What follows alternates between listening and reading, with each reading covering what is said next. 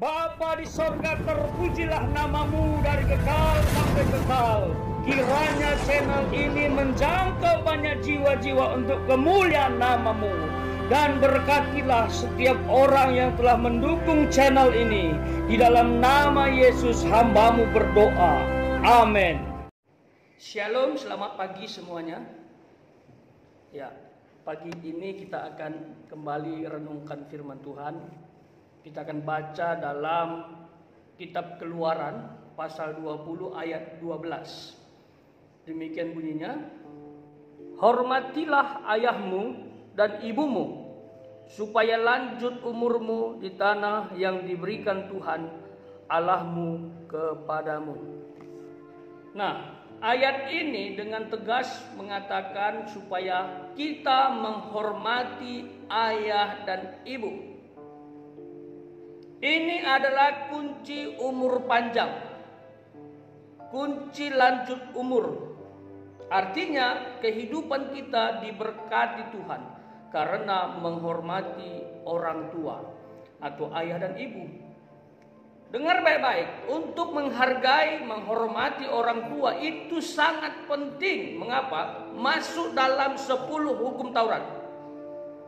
Ya, ada 10 hukum Taurat yang dicatat dalam Keluaran pasal 20. Hukum yang kelima adalah menghormati ayah dan ibu. Nanti dilanjutkan dengan jangan membunuh, jangan berzina, dan jangan mencuri dan seterusnya. Tapi untuk hubungan dengan sesama, kasih dengan sesama, yang pertama adalah menghormati orang tua. Ya. Hukum 1 sampai 4 itu kepada Allah. Tapi hukum yang kelima itu kepada sesama yang diawali dengan orang tua. Jadi jangan main-main kata menghormati ayah dan ibu. Ini penting bagi Tuhan. Karena di zaman itu, di zaman bangsa Israel, ya, keluar dari Mesir, banyak sekali orang yang tidak menghormati orang tuanya lagi. Bahasa kasarnya anak durhaka. Dia merasa hebat tanpa orang tuanya. Dia merasa mampu tanpa orang tuanya. Dan kalau dia sukses, dia menunjukkan bahwa aku bisa tanpa kalian. Itu kesombongan.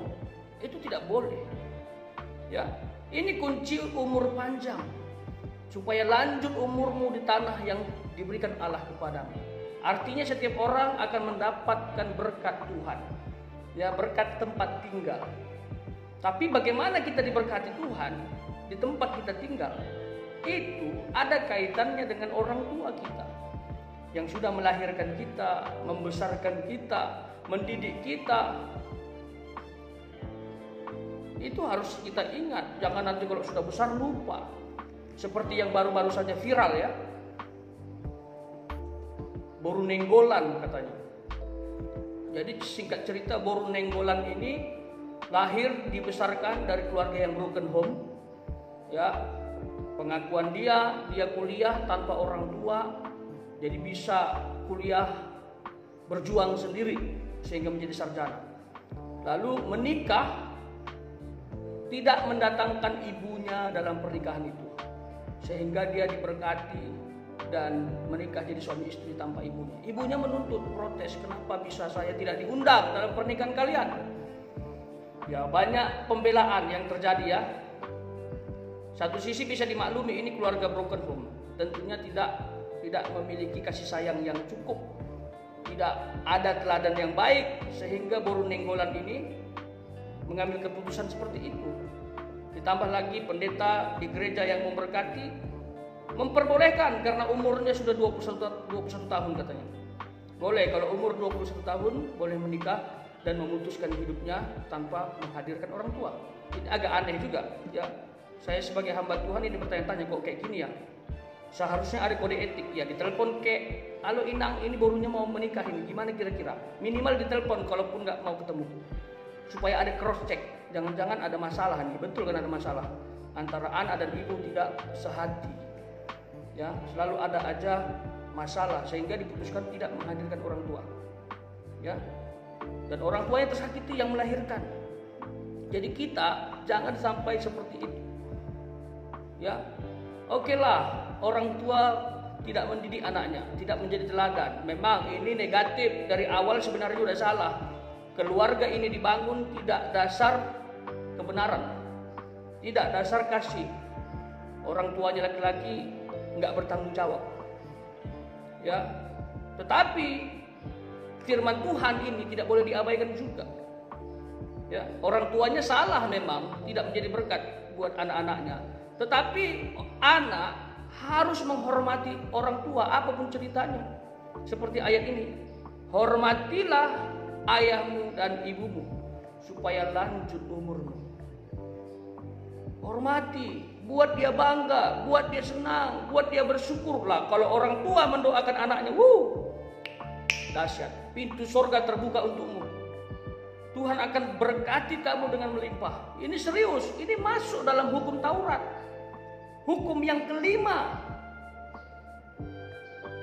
Jadi ayo semuanya hormati orang tuamu, jangan buat dia menangis. Jangan sakiti hidupnya. Karena Tuhan lawan kita. Yang jadi lawan kita adalah Tuhan. Karena Tuhan ngomong, hormati orang tuamu supaya lanjut umurmu. Kalau kita nggak hormati berarti melanggar firman Tuhan dong, ya kan? Jadi bertobat yang sering tidak menghormati orang tuanya, melawan orang tuanya, menyakiti orang tuanya, membuat orang tuanya menangis, bertobat. Datang kepada orang tuamu. Papakah, mamakah, minta maaf, aku telah bersalah. Ya, untuk boru nenggolan tadi, dia harus datang kepada orang tuanya, minta maaf.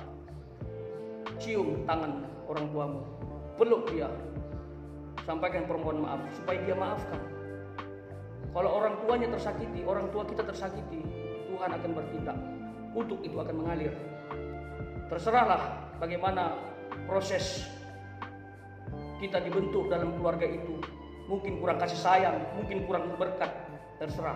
Terlepas dari itu, ya memang itu salah. Tapi terlepas dari itu, kita harus menghormati orang tua. Sejelek-jelek apapun orang tua, firman ini berlaku. Ya, firman ini berlaku. Jangan pernah durhaka kepada orang tuamu.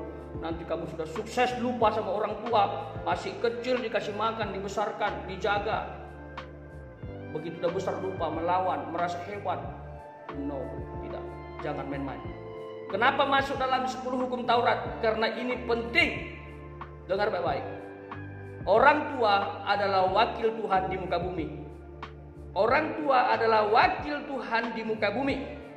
Orang tua adalah Tuhan yang kelihatan di muka bumi. Artinya orang tua kita mewakili Tuhan, menggambarkan Tuhan. Ya, memang ada orang tua yang tidak jadi berkat untuk anak-anaknya. Kita doakan supaya dia bertobat menjadi teladan, tapi bukan untuk dilecehkan.